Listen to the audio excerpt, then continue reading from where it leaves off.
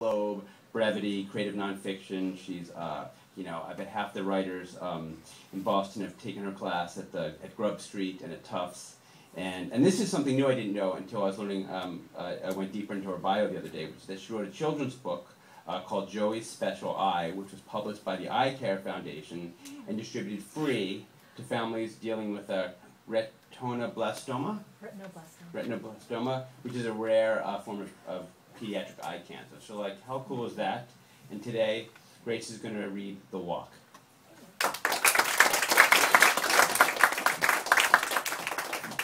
Thank you. I feel really lucky to be part of this project and to be reading for you. Okay. That summer morning, I was walking through Boston's Chinatown on my way to meet my 2-year-old niece, Jolie, her parents, and my parents for dim sum. They were in town for a medical appointment with an eye specialist for Jolie. There was concern about a lazy eye. Although it was a beautiful day in Boston, the sidewalks and buildings washed in yellow light, I couldn't see it. I was weighted with gloom and melancholy. It embarrasses me now to reveal this because I worked hard to hide how much pain I was in. And what was my big complaint? I was a loser, a failed novelist, and I felt worthless. I had left Boston in my 20s and moved to California for an MFA program in creative writing. I was full of ambition and dreams, but years later, in my 30s, I had returned to Boston and had not achieved what I set out to do, to become a novelist, preferably a highly paid and famous one. By the time I came home, my classmates in my small MFA program had already published in The New Yorker and other magazines, made the bestseller lists with their first books, and some were on their second and third. Movies based on their writings were being nominated for Academy Awards. And what was I doing? I was living still like a student, piecing together several low-paying jobs. I was earning less than I had a decade ago with my first job out of college. I was collecting rejections for fiction and essays I'd submitted to literary magazines. I avoided bookstores because each time I saw an acquaintance' new book, I wanted to cry because it was not my book. My friends and siblings were having weddings and babies and buying homes. They were getting on with their adult lives. I felt I was out of possibilities and potential. It was no use dreaming anymore. I applied for office jobs in retail. At least I could make a living wage and write as a hobby. I had accepted this about my life, although every day berated myself for failing to make it as a writer. The only time I felt respite from feeling a failure was the one day every week I spent with Jolie. She was curious about the world and how it worked, and I had a lot of fun showing it to her. It was a relief to shift my focus from everything I wanted and couldn't have to Jolie's needs and interests. I had just taught her the word pterodactyl, and she never tired of saying it. She could recite the alphabet on her own through F.